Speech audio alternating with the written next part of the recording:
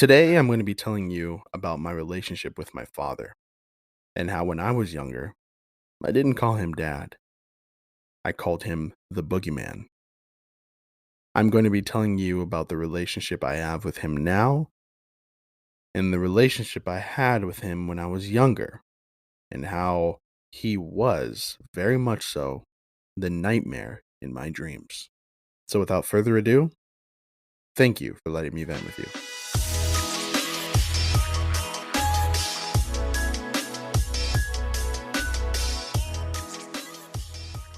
Welcome to the Single Father Podcast. I am your host, Kendall Donaker. This podcast is dedicated for anyone out there who's dealing with mental health and fatherhood. You'll hear about my struggles, my defeats, my victories, my highs, my lows, my triumphs, my tribulations, and everything in between. I like to call this a collection of journal entries into my struggle in adapting to single fatherhood. Without further ado, let's take a look inside my journal, the Single Father Podcast.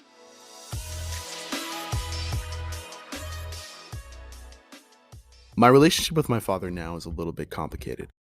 It's not good, it's not great, it's not bad. It's just, it is what it is. We speak to each other more now as business partners or friends than we do as actual father and son. And I think a lot of it goes back to some of the experiences I had when I was younger and how each one of the memories I have with him until I was an adult were nothing less than traumatizing. So I think in order to explain the relationship I have with him now, I have to explain the memories I had when I was younger. Let's go back to my earliest memory.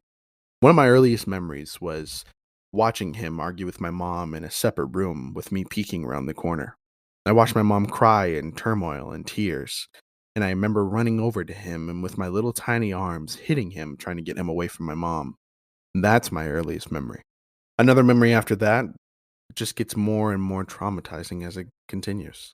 I remember standing on the top of the stairs with my siblings, watching my father verbally berate my mother and listening to her cry in pain and in tears, discomfort. Me and my siblings all watched it and heard it from the top of the stairs.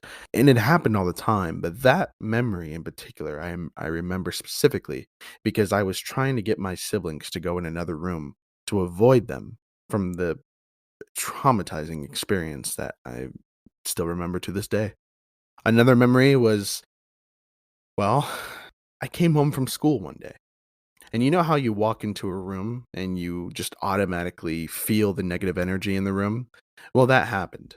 I came home from school and I walked in the door, and immediately what my dad says to me is not, "Hi, son, like, how was school today?" He said, "Did you know that your mom fucked the neighbor?" My mom cried at him and said, "Mike, why are you doing this? Kendall, please go to your room." And he said, "No, stay right here. I need you to know that your mom is a whore." I felt so uncomfortable. And I had to listen for maybe about 10 minutes of this inappropriate comments and verbal abuse from my father. And eventually, they finally let me go to my room. I went to my room, locked the door, and I stayed in there for the rest of the night, not wanting to get involved with their drama. But sometimes, well, almost all the time, my father would intentionally bring me into the drama. Nothing resonates more with that than my next memory. My next memory is important for two reasons.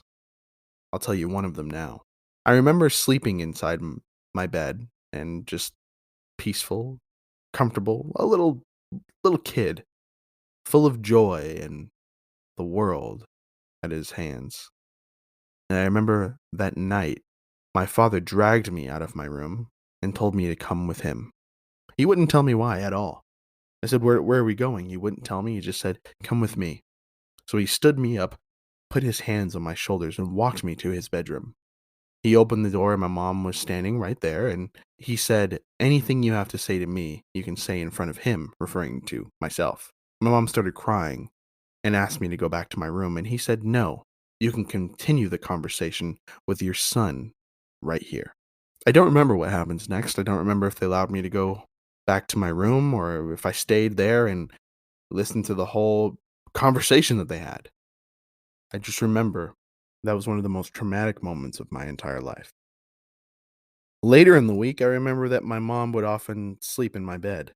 I never knew why. I thought maybe she was just scared to go back to their room or maybe just angry at him. But I later found out that it was because my father did not allow her to stay in the same room as him. For what reason, I have no idea, but I remember how traumatic it was to always wake up and see my mom next to me on our twin bed and listening to her cry in the middle of the night.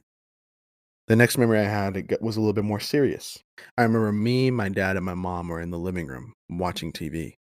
I fell asleep, but shortly after I was woken up to loud screaming. I was scared and confused, and I didn't want to get involved, so I pretended that I was still asleep, with my eyes slightly open so I could see what was going on.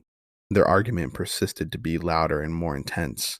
Eventually, my dad threw a remote at my mom's face. I quickly jotted up and ran towards him and told him to never touch my mom again in his life. His response? That's not my son, get him out of my face. I was angry and furious. Knowing I couldn't take him, I run downstairs and I ran across the street and I told my neighbor the abuse that was going on in the house. My mom shortly chased after me, grabbed me, and told my neighbor that I was just being silly and misunderstood what was going on. She dragged me back in the house and told me everything would be okay, but to never do anything like that again. I remember the next memory after that. Someone accidentally put a for sale sign in front of our house. Some random realtor that got the wrong address. But at the time, my mother nor I knew that. My mother started crying when she saw that. Frantic, she called my dad and asked him if he was divorcing her and just sold the house out of the blue. My dad, knowing damn well that he had nothing to do with it, led her to believe that he did. I listened to them stay on the phone for about an hour of my mom begging and pleading. As a stay-at-home mom, she was worried and scared. For an hour, my dad let this go on, and finally admitting that he had nothing to do with it. I hated him after that, putting my mom through that much pain. The only words I can sum up with is just evil. There would oftentimes be moments where I had friends come over the house, and randomly he would ask them to leave. I never knew why, and neither did my mom. I would ask, "Why did dad tell my friends to leave?" And she never knew why. Never. Later in life, I would ask a therapist about that, and she told me that often abusers will try to isolate their victims. They don't want their victims happy. They don't want them to be engaged with other people in the house. They want them isolated, alone. Abusers only want their victims to be in the company of them and them alone. And it all just suddenly made sense to me. See, my dad was cold. He was just an asshole, you know? I remember one time I asked him, "Dad, do you believe in God?" Me as a young kid, maybe let's say 10, he said, "You have no right to ask me that." That was his response to a 10-year-old asking him if he believes in God. Why I remember that to this day, I'm not sure, but I think it's just because it was so shocking to me. The responses that my dad would give. When my dad was angry, you could feel it in the house. The whole house knew he was angry. You felt uncomfortable being next to him. And he has no problem putting you down in front of people, making you feel less than yourself. I saw him do that to my mom time and time and time again. And finally, one day in not college, but high school, we had a family meeting and they told us that they were getting a divorce. Something that I didn't even bat an eye at. I was almost happy at the thought. Later, I found out that my mom said, "Your dad was a little upset that you didn't show an emotion." I said, "Well, no one really wants to see their parents not together, but in this case, I knew that it was for my mom's best interest." Now, things took a turn there for the worse. There was a time where I felt a little weird about how the divorce all went out. My mom ended up leaving him for my dad's business partner and said, "We're leaving the house, we're moving, and we're moving into with this new business partner and a new home." And at the time, when my mom said jump, I jumped. So I didn't bat an eye at it. And of course, I didn't really like my dad that much anyway. I thought he was the boogeyman. He made me feel uncomfortable, unsafe. I was afraid of him. Mostly just afraid of, well, for my mom. But eventually, things at my mom's house got a little bad too. Her personality started to change. And it made me search for someone who was different, I guess. So I ended up calling my dad and I said, "I thought about it. You haven't really done anything to me. I didn't mention that, well, you did a shit ton to my mom, but you've been in my life just as long as she has, and I think I wanna go over to your house." But when I did that, my mom changed permanently. She didn't like that I went over to his house, and she started doing a whole lot of things to me, let's just say, that I equally thought were evil, and it broke my heart. It broke my heart because this woman that I've protected from all of my life is suddenly acting evil, all because I wanna see my dad. I couldn't believe it. I've protected you all my life, and you're just as evil as he is. And their divorce was horrible. It wasn't the type of divorce where, well, separation where I tell you guys about my separation with my child's mother was much, much worse. CPS was involved, allegations were involved, there were threats of jail time, everything, it was just so extreme. But I was the oldest, and they needed me. They needed me to testify, to see to testify to everything that I saw in the house, but I wanted no part of it. No matter what, I was not going to be a part of hurting my parents, neither one of them. Whether I like them or not, I will not be a part of this. So they started trying to manipulate me, threaten me, blackmail me, secretly record me. Both of them. I remember on Thanksgiving and Christmas, me and my dad got in a fist fight because he threatened to take the kids away from my mom. Eh, it was just a horrible experience for me. They made me feel uncomfortable, they made me feel unsafe. My own parents. I was so afraid, and I'm just lost. I was lost. And there was a good period there where I felt like committing suicide. I thought that the only way for me to escape my parents was for me to die. But I couldn't do that. I couldn't do that because my siblings, they needed me. I need to protect my siblings. And I've always been the type of person that gets a little bit weird about death. I'm afraid of what comes next. But anyways, I felt like there was no way out until there was, until I turned 18, and finally I could escape my parents.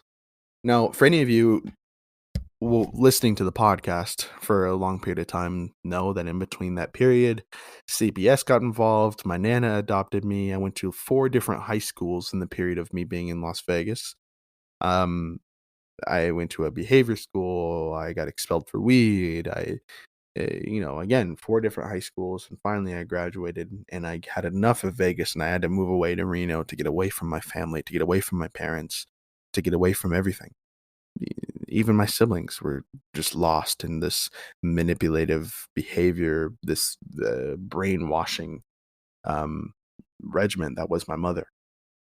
In the course of that time, my dad did not get to see his kids anymore. Even though he's gotten, I think, 50-50 custody, my mom manipulated my siblings into believing allegations against my dad and made them believe that he was equally the boogeyman. I can't speak for my siblings specifically. I don't know. I can say the allegations were false, but the way they feel about him, that's their own choice. So he does not get to see his own children anymore and hasn't for about 11 years. Neither have I. I haven't spoke or seen my siblings in about 11 years, and somehow I'm comfortable with that. I I rejoice at the ability to get away from my family. And you know what? I feel like if my siblings want to learn the truth one day, they can come to me. But if not, I have my own family to worry about. My anxiety in college was horrible. I started getting panic attacks all the time. My dad, though, was the one person that I started staying in contact with a little bit. He was paying for my phone bill, and I was talking to him while I was in college periodically. One day, he asked me to pay for my phone bill myself. Said, "I can't help you anymore," and made some derogatory comments about maybe, yeah, I could help him in court against my mom, and if I don't, then I'd have to continue to pay for my phone bill. Again, the same manipulation and tactics that I've been experiencing all my life, and suddenly I just had enough. I went to AT&T and I said, "If I get on my own phone plan, would I still be responsible for the phone plan for my dad?" And they said, "No, he's responsible for that. You can get on your own phone plan, and Basically be your own man. And I did just that. I got on my own phone plan, left him with my old one, and blocked his number and haven't spoke to him for many, many years. Or my mom. Years later, the Vegas shooting happened, and I just wanted to reach out to him and ask if he was okay. So I reached out and I said, you know, I, I'm not in Vegas, but I heard of the shooting. Are you all right? He emailed me back and he said, I'm fine. And we started just sending a few emails to each other. He told me he was getting married and he has a new kid. I told him I have a baby on the way and I'm moving back to Vegas. And he invited me to his wedding. I went to his wedding. I met my stepmom. I met the I guess my stepsister, and it was all groovy. And we started becoming a little bit closer after that. I said I'm moving out back to Vegas, and I got to find a new place soon, and kind of figuring that out. And he said, "Well, I spoke to my new wife about it, and you can stay with us for a couple months if you want, and until you find your own place."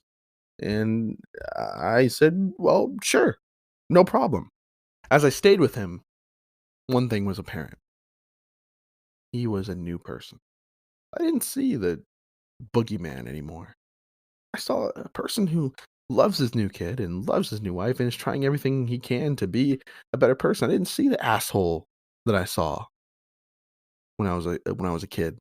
I saw a new man, a, a dad that I thought I've always wanted. But that didn't last long.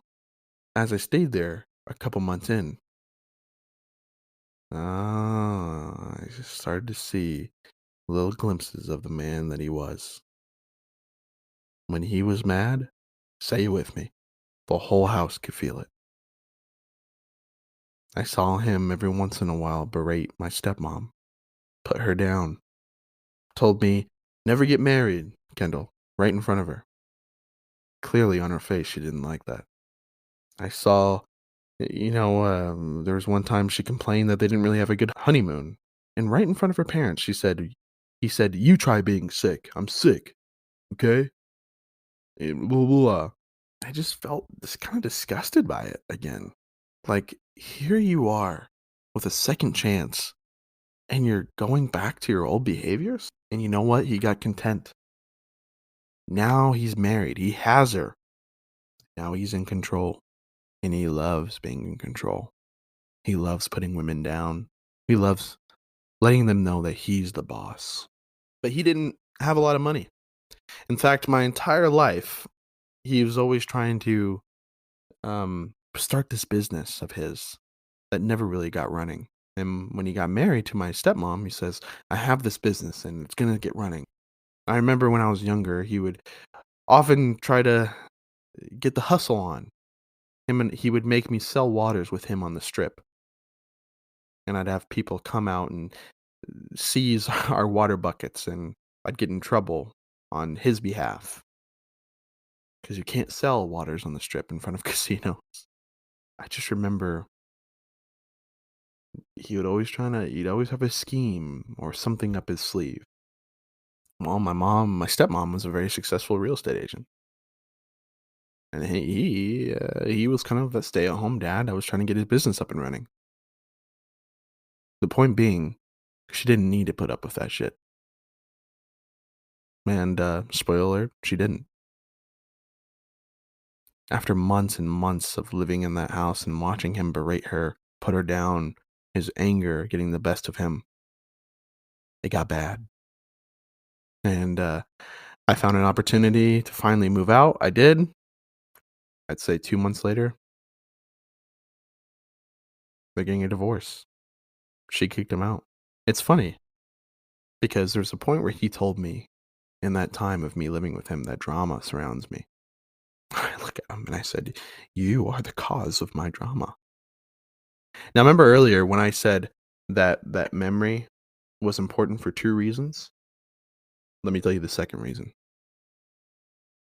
The second reason was because when I was happy seeing him become a different person for his new family, I wanted to be a part of it. In fact, the only thing I've ever wanted was a family, the thing that I've lost, the thing that I've been trying to get back from the moment my daughter was born is a family. The only thing that I've ever wanted in life, a family. the thing that I crave more than anything in the world, a family. So I thought if I told him something personal, that we'd have this moment with each other that defines our relationship moving forward, and I'd finally have the dad that I always wanted. So I told him, Dad, when I was younger, you dragged me out of my room in the middle of the night, and you used me as a shield against you and my mother. I want to let you know how traumatic that was for me, but I also want to heal from it. His response, do you think he apologized and we hugged each other and that was it? No, no, no, no. His response was this. He said, I don't remember that happening, but if you would have testified against your mother in court, maybe I'd still see my children, your siblings. So I guess we all have things that each of us have done that we don't like. I looked at him and I just said, you know what? You're right. No problem. But what I really said in my head is, I guess that's it. I will never have the relationship that I always wanted from you. And that's fine. I have my daughter, and that's what's important. See, I don't value family like most of you listening do. I value the family that I make. The family, the family that I have with my daughter. That's the only thing that I really value. I blame him. I didn't have a good example on how to be a man and how to treat a woman and how to be a father. In fact, I learned the very opposite from him. I blame him. I'm responsible for my own actions, yes, but where did I learn these actions from? What did I grow up with? And how we are now? I'll tell you that's not much different. We talk as almost like we're friends or business partners, and he still makes me uncomfortable when he's angry. And and once again, I'm on his phone plan, and you don't know how uncomfortable that it makes me because I don't like anyone having anything over me. If I'm mad at you, maybe I'll turn your phone bill off or stop paying your phone bill or something like that. My parents only know one thing: conditional love. The moment my daughter was born, I knew one thing: unconditional love. It's a fundamental difference.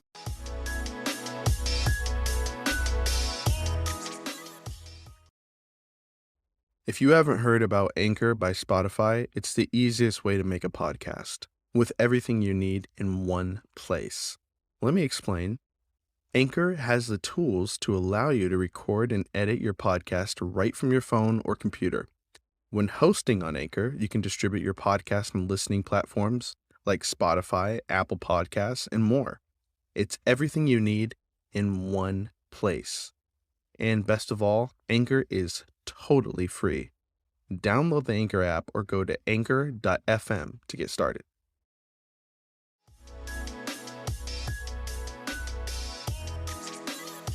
Side note, he's not my biological father. He's been there since I was born, but he's not my biological father. I call him my dad, but he's not my biological father. My biological father, my entire life, I was told was dead. Um, that he raped my mom. He was in jail, and all this crazy things. Come to find out, he's this pastor in Michigan that was kind of robbed of me when he was younger. Basically, the story goes in the condensed version. My mom got mad at him and said, You're no longer seeing your child, and moved away across the country, never told him where I was, and that was that.